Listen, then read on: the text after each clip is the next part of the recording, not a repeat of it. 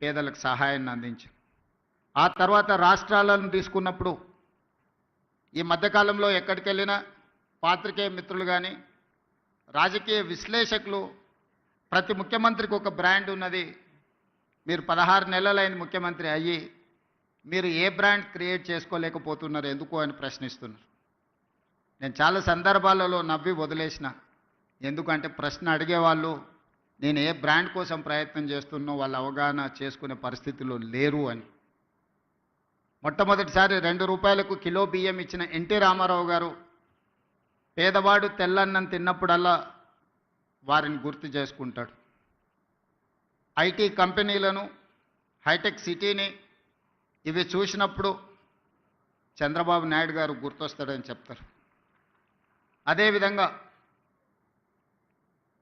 జలయజ్ఞం వ్యవసాయాన్ని ప్రాధాన్యతగా తీసుకొని ఉచిత కరెంటు నుంచి సాగునీటి ప్రాజెక్టుల వరకు రైతుల సమస్యలను చర్చించినప్పుడు రైతు బాంధవుడుగా డాక్టర్ వైఎస్ రాజశేఖర రెడ్డి గారు గుర్తొస్తారు.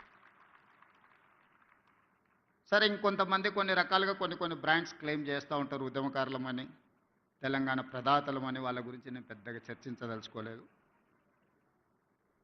మరి మీరు ఏ బ్రాండ్ లేకుండానే అన్నోటీస్డ్ చీఫ్ మినిస్టర్గా మీరు రావడం పోవడం జరుగుతుందా అని చెప్పి విశ్లేషకులు, శ్రేయోభిలాషులు అడుగుతున్నారు. నేను ఒక మాట చెప్పదలుచుకున్న ఈ వేదిక మీద నుంచి విశ్లేషకులకు, విమర్శకులకు,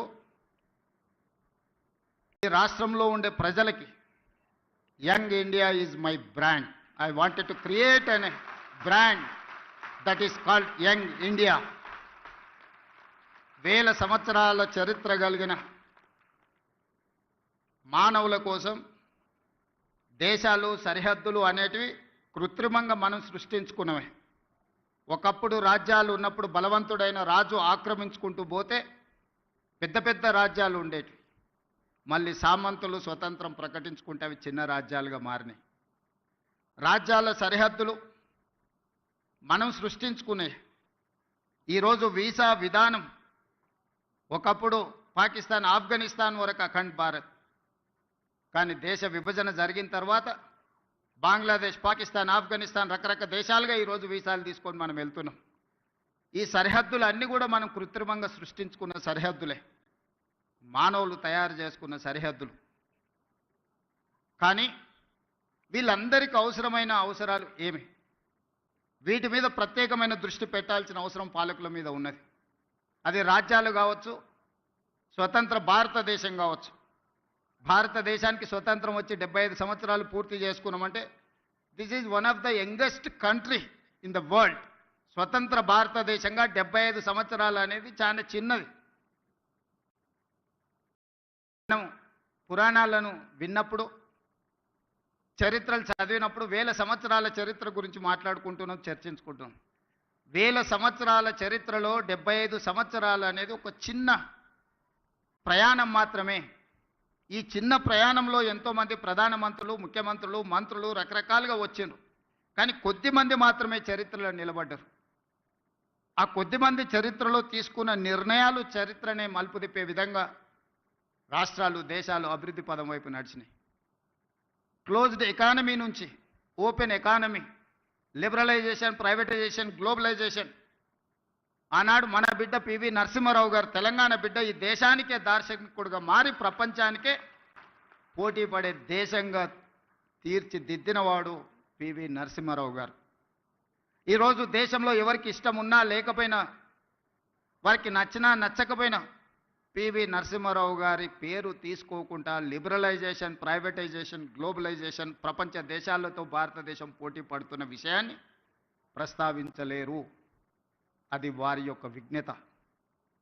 ఈ పరిణామ క్రమంలో ఈరోజు ఇక్కడ ఉన్న ఐఏఎస్, ఐపీఎస్ అధికారులతో పాటు ఇక్కడికి వచ్చిన అందరినీ నా సూటి ప్రశ్న, మన భవిష్యత్ తరాలకు ఏం అవసరం ఉందో ఆ ప్రణాళికలు సిద్ధం చేయడమే పాలకులుగా మా మీద ఉన్న బాధ్యత.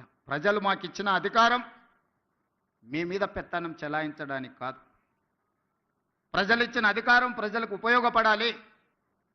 ప్రజల శ్రేయస్సు కోసం మేము విధి విధానాలను సృష్టించాలి. ఆ విధి విధానాలు భవిష్యత్ తరాలకు ఉపయోగపడాలన్న ఆలోచనే మా ప్రభుత్వం యొక్క ఆలోచన ప్రజాపాలన యొక్క విధానం అని చెప్పి నేను ఈ సందర్భంగా చెప్పదలుచుకున్నాను.